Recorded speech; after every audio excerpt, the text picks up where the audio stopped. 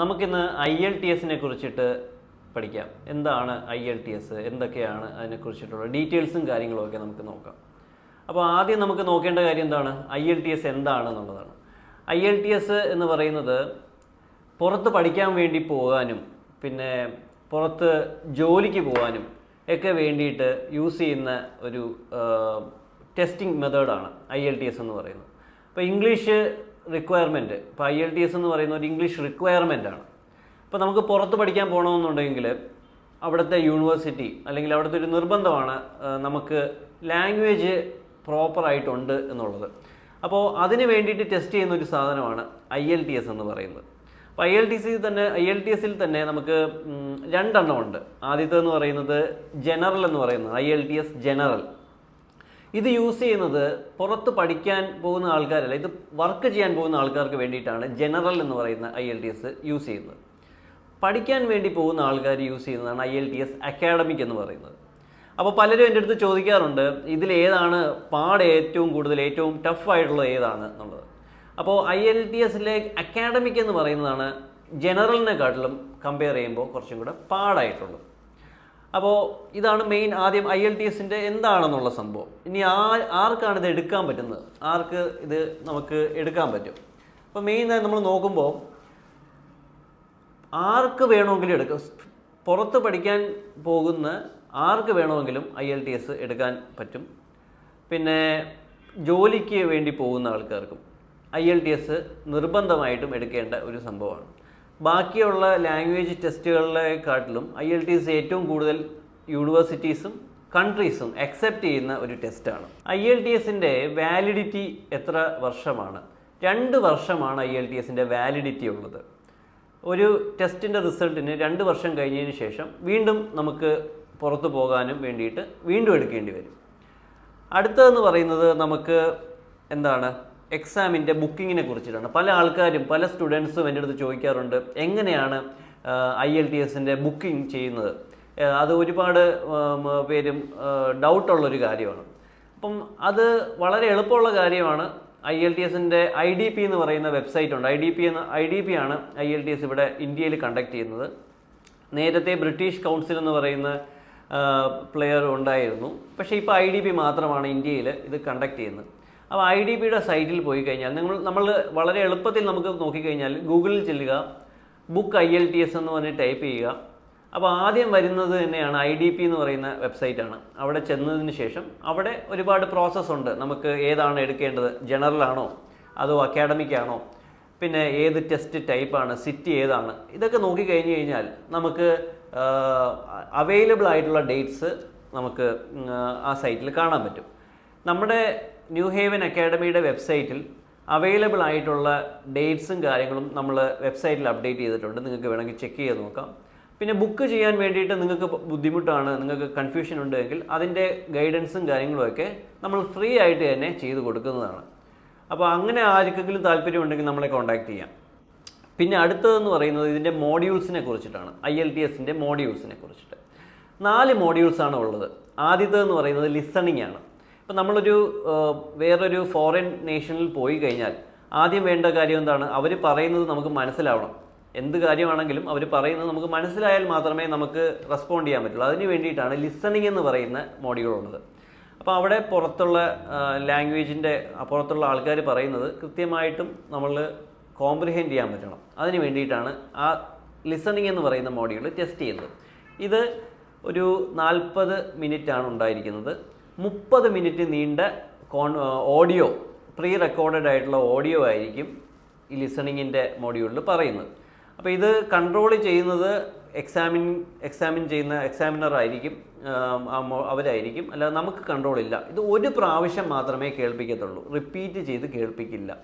അതുകൊണ്ട് തന്നെ ഇത് നമ്മൾ കേട്ടാൽ ഉടനെ തന്നെ നമ്മളൊരു ആൻസർ എഴുതണം എന്നുള്ളതാണ് ഇതിൻ്റെ ആദ്യത്തെ ഒരു ടിപ്പ് എന്ന് പറയുന്നത്. രണ്ടാമത്തേതെന്ന് പറയുന്നത് റീഡിംഗ് ആണ്. റീഡിംഗ് എന്ന് പറയുന്നത് 1 മണിക്കൂറാണുള്ളത്. 1 മണിക്കൂർ നീണ്ടു നിൽക്കുന്ന എക്സാമാണ് റീഡിംഗ്. ഇതെന്ന് പറയുന്നത് ഇതിന് 40 ക്വസ്റ്റ്യൻസ് ആണുള്ളത്. 40 ക്വസ്റ്റ്യൻസും 1 മണിക്കൂറും. ഇതിൽ നമ്മൾ പുറത്ത് പോയി കഴിഞ്ഞാൽ നമ്മൾ പഠിക്കാനാണ് പോകുന്നത് എങ്കിലും അല്ലെങ്കിൽ ജോലിക്കാണ് പോകുന്നതെങ്കിലും നമുക്ക് വായിച്ചാൽ മനസ്സിലാവണം. നമ്മളൊരു കാര്യം അവിടെ പോയിട്ട് നമുക്കൊരു ഇൻസ്ട്രക്ഷൻ തരുവാണ് എങ്കിലും അത് വായിച്ചാൽ നമുക്ക് മനസ്സിലാക്കി പ്രോപ്പറായിട്ട് കോംപ്രിഹെൻഡ് ചെയ്ത് നമുക്ക് റെസ്പോണ്ട് ചെയ്യാൻ പറ്റണം. അപ്പോൾ അതിന് വേണ്ടിയിട്ടാണ് ഈ ഒരു മോഡ്യൂൾ ടെസ്റ്റ് ചെയ്യുന്നത്. മൂന്നാമത്തേതെന്ന് പറയുന്നത് റൈറ്റിംഗ് ആണ്. ഇപ്പോൾ പുറത്ത് പഠിക്കാൻ പോകുന്ന ആൾക്കാർക്കാണെങ്കിലും അവർക്ക് സെമിനാറും അല്ലെങ്കിൽ അവർക്ക് എസ്സേയും ഇതേപോലത്തെ കാര്യങ്ങളൊക്കെ റൈറ്റപ്സ് കൊടുക്കേണ്ടി വരും. അപ്പം എത്രത്തോളം നന്നായിട്ട് നമ്മുടെ ഐഡിയ നമുക്ക് നമ്മുടെ മനസ്സിലൊരു ഐഡിയ ഉണ്ടാവും. ആ ഐഡിയ നമ്മൾ എത്രയും നല്ല രീതിയിൽ കമ്മ്യൂണിക്കേറ്റ് ചെയ്യാൻ വേണ്ടിയിട്ടാണ് റൈറ്റിംഗ് എന്ന് പറയുന്ന മോഡ്യൂൾ ഉള്ളത്. ഇതും 1 മണിക്കൂറാണുള്ളത്. ഇതിന് 2 ടാസ്ക്കാണുള്ളത്, ടാസ്ക് 1ഉം ടാസ്ക് 2ഉം. അപ്പം ടാസ്ക് 2 ആണ് എസ്സേ ആണ്, അതാണ് വളരെ ഇമ്പോർട്ടൻ്റ് ആയിട്ടുള്ളത്. ടാസ്ക് 1നെക്കാട്ടിലും ഡബിൾ ആയിട്ടാണ് ടാസ്ക് 2നെ വാല്യൂ ചെയ്യുന്നത്. ടാസ്ക് 1 എന്ന് പറയുന്നത് അക്കാഡമിക്കിലും ജനറലിനും വ്യത്യാസം വരുന്നത് ടാസ്ക് 1ലാണ്. ടാസ്ക് 2 രണ്ടിനും സെയിം തന്നെയാണ്. പിന്നെ നാലാമത്തെ സെക്ഷൻ എന്ന് പറയുന്നത് സ്പീക്കിംഗ് ആണ്. സ്പീക്കിംഗ് എന്ന് പറയുന്നത് ഒരു 15 മിനിറ്റ്, മാക്സിമം 15 മിനിറ്റ് മാത്രമേ കാണത്തുള്ളൂ. അത് ഒരു 1-on-1 സെഷനാണ്. ഒരു ഇൻവിജിലേറ്ററുമായിട്ട് ഒരു 1-on-1 സെഷനാണ്. അതിൽ 3 പാർട്ടുണ്ട്. Part 1, part 2, part 3. ഇതെല്ലാം കൂടെ ചേർന്നിട്ടൊരു 15 മിനിറ്റ് ആയിരിക്കും ഉണ്ടായിരിക്കുന്നത്. ഇപ്പം നമ്മൾ ആദ്യം തൊട്ട് പറഞ്ഞ ലിസണിങ്, പിന്നെ റീഡിങ്, പിന്നെ റൈറ്റിംഗ്, ഈ 3 സെക്ഷൻ ആണെങ്കിൽ നമുക്ക് ഒരു ദിവസമായിരിക്കും ഉണ്ടായിരിക്കുന്നത്. ലാസ്റ്റ് പറഞ്ഞ സ്പീക്കിംഗ് എന്ന് പറയുന്നത് വേറൊരു ദിവസമോ അല്ലെങ്കിൽ അതേ ദിവസം തന്നെ വേറൊരു സമയത്തായിരിക്കും. എല്ലാം കൂടെ ഒരു 3 മണിക്കൂർ നീണ്ടു നിൽക്കുന്ന ഒരു എക്സാമാണ് IELTS എന്ന് പറയുന്നത്. ഇത് വളരെയധികം പാടുള്ളതാണോ എന്ന് പല ആൾക്കാരും, എൻ്റെ സ്റ്റുഡൻസ് വരുമ്പോൾ എൻ്റെ അടുത്ത് ചോദിക്കുന്ന കാര്യം, അവരുടെ ഫ്രണ്ട്സും അവരുടെ റിലേറ്റീവ്സും ഒക്കെ ഇത് 8 പ്രാവശ്യം 10 പ്രാവശ്യമൊക്കെ എഴുതിയിട്ട് കിട്ടിയിട്ടില്ല, ഭയങ്കര പാടാണ് എന്നൊക്കെയാണ് അവർ പറയുന്നത്. പല ആൾക്കാർക്കും ഉള്ള ഒരു തെറ്റിദ്ധാരണയാണ് ഇത് ഒരുപാട് പ്രാവശ്യം എഴുതണം. എനിക്ക് പ്രൂഫോട് കൂടി പറയാൻ പറ്റും, ആദ്യത്തെ പ്രാവശ്യം എഴുതി തന്നെ ഒരുപാട് എൻ്റെ മിക്കവാറും സ്റ്റുഡൻസിന്, നമ്മൾ പറയുന്ന കാര്യങ്ങൾ പ്രോപ്പറായിട്ട് ഫോളോ ചെയ്യുന്ന എല്ലാ സ്റ്റുഡൻസിനും, മിക്കവാറും സ്റ്റുഡൻസിനും ആദ്യത്തെ പ്രാവശ്യം തന്നെ IELTSൻ്റെ സ്കോറ്, അവർക്ക് റിക്വയർഡ് ആയിട്ടുള്ള സ്കോറ് കിട്ടും. അപ്പോൾ അത് അങ്ങനെ ഒരു മിത്ത് വേണ്ട, നമുക്ക് ഒരുപാട് പ്രാവശ്യം എഴുതിയാലേ റിക്വയർഡ് ആയിട്ടുള്ള സ്കോർ കിട്ടുള്ളൂ എന്നുള്ളത്. അപ്പോൾ അങ്ങനെ ഒരു കാര്യമില്ല. ഇതാണ് ആദ്യം നമുക്ക് മാറ്റേണ്ട ഒരു തെറ്റിദ്ധാരണ. പിന്നെ നമുക്ക് ടിപ്സ് ഉണ്ട്, IELTSന് വേണ്ടിയിട്ടുള്ള ടിപ്സ് ഉണ്ട്. നമ്മൾ ആദ്യം ചെയ്യേണ്ട കാര്യങ്ങളെന്ന് പറയുന്നത്, നമ്മൾ ആദ്യം ഓപ്പൺ ആവുക. IELTS എന്ന് പറയുന്നത് ഈ പേടിയും കാര്യങ്ങളും ആദ്യം മാറ്റുക എന്നുള്ളതാണ്. ഈ IELTSനെ ബേസ് ചെയ്തിട്ടുള്ള ടിപ്സ് എന്ന് പറയുന്നത് ഒരുപാടുണ്ട്. അത് നമുക്ക് വളരെ ഡീറ്റെയിൽഡ് ആയിട്ട് വേറൊരു ഇതിൽ നോക്കാം. അപ്പം നമ്മളിവിടെ എന്തൊക്കെയാണ് ചെയ്യുന്നത്, നമ്മളെ പഠിപ്പിക്കുമ്പോൾ ആദ്യം ചെയ്യുന്ന കാര്യങ്ങൾ എന്തൊക്കെയാണെന്നുള്ളത് നമുക്ക് അടുത്തതായിട്ട് നോക്കാം.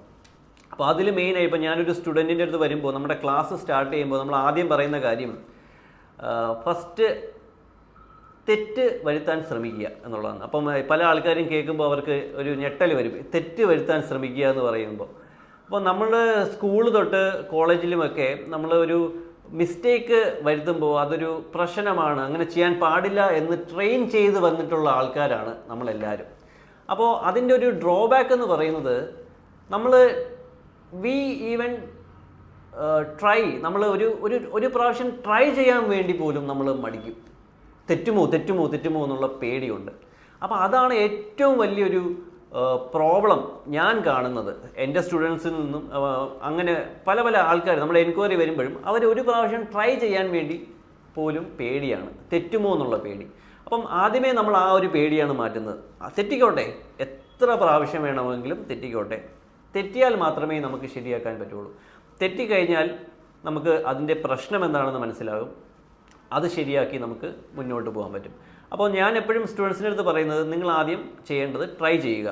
ട്രൈ ചെയ്തിട്ട് അതിൻ്റെ റിസൾട്ട് നോക്കണ്ട, നിങ്ങൾ ട്രൈ ചെയ്യൂ.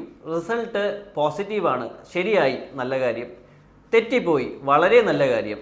നമുക്ക് എന്താണ് പ്രശ്നം എന്നുള്ളത് കണ്ടുപിടിക്കാൻ കഴിയും. അതിനെ ശരിയാക്കിയിട്ട് ആ തെറ്റ് വീണ്ടും വരാതിരിക്കാനുള്ള കാര്യങ്ങളും നമുക്ക് ട്രെയിനിങ്ങിൽ കൂടെ ചെയ്യാൻ പറ്റും. അപ്പോൾ ഈ ഒരു കാര്യമാണ് നമ്മൾ ആദ്യമേ പഠിപ്പിക്കുന്നത്. രണ്ടാമത്തെ കാര്യം എന്ന് പറയുന്നത്, സ്റ്റുഡൻസിൻ്റെ അടുത്ത് പറയുന്നത് കൺസിസ്റ്റൻസി. എല്ലാ ദിവസവും ഒരുപാട് മണിക്കൂറുകളൊന്നും ഞാൻ പറയുന്നില്ല, മിനിമം അരമണിക്കൂർ, ഒരു ½ an hour നമ്മൾ ട്രെയിനിങ് ചെയ്യുവാൻ വേണ്ടിയിട്ട് ഓക്കെ ആയിരിക്കണം. അത് നമ്മുടെ മനസ്സിനെ സജ്ജമാക്കണം എല്ലാ ദിവസവും അരമണിക്കൂർ. ഈ 2 കാര്യങ്ങളും ആണ് ഞാൻ മെയിനായിട്ടും എൻ്റെ സ്റ്റുഡൻസിൻ്റെ അടുത്ത് പറയുന്നത്. ബാക്കി എല്ലാ കാര്യങ്ങളും അവർക്ക് ബേസ് ഇല്ല, ഇംഗ്ലീഷിനെ കുറിച്ചിട്ട് ഒന്നും അറിയില്ല എങ്കിൽ കൂടി അവർക്ക് ട്രൈ ചെയ്യുവാൻ മനസ്സുണ്ട്, എല്ലാ ദിവസവും അരമണിക്കൂർ വെച്ച് പ്രാക്ടീസ് ചെയ്യാനും താല്പര്യമുണ്ട് എങ്കിൽ തീർച്ചയായും നമുക്ക് ആദ്യത്തെ പ്രാവശ്യം തന്നെ IELTS നേടിയെടുക്കുവാൻ സാധിക്കും. അപ്പോൾ ഇതാണ് ഇത് ഒരുപാട് കാര്യങ്ങൾ പറയാനുണ്ട്. ഏറ്റവും ലളിതമായിട്ടും ഏറ്റവും ചെറിയ രീതിയിലും പറയുന്ന കാര്യങ്ങളാണിത്. ഇപ്പോൾ നിങ്ങൾക്ക് കൂടുതൽ ഡീറ്റെയിൽസിനും കാര്യങ്ങൾക്കും വേണ്ടിയിട്ട് ഞങ്ങളെ കോൺടാക്റ്റ് ചെയ്യുക. ക്ലാസ്സിൻ്റെയും ഡീറ്റെയിൽസും ഒക്കെ അതിൽ തന്നെ ഉണ്ട്. എല്ലാ രീതിയിലുമുള്ള ഫ്ലെക്സിബിൾ ടൈമിങ്ങും നമുക്ക് ക്ലാസ്സിൽ പ്രൊവൈഡ് ചെയ്യുന്നുണ്ട്. ഓൺലൈനായിട്ടാണെങ്കിലും ഓഫ്ലൈനായിട്ടാണെങ്കിലും വർക്കിംഗ് പ്രൊഫഷണൽസിന് വേണ്ടിയിട്ട് ഓവർസീസിലുള്ള പല ആൾക്കാരും US കാനഡയിലും അല്ലെങ്കിൽ ഗൾഫ് കൺട്രീസിലും ഒക്കെ ഉള്ള ആൾക്കാരുണ്ട്. അവർക്കൊക്കെ വേണ്ടിയിട്ട് നൈറ്റ് ക്ലാസ്സസും ഉൾപ്പെടെ അങ്ങനെ ഒരുപാട് ഫ്ലെക്സിബിൾ ടൈമിങ്ങും നമ്മൾ പ്രൊവൈഡ് ചെയ്യുന്നുണ്ട്. എന്ത് ഡൗട്ട് ഉണ്ടെങ്കിലും നമ്മളെ എപ്പോഴും കോൺടാക്റ്റ് ചെയ്യാനും പറ്റും.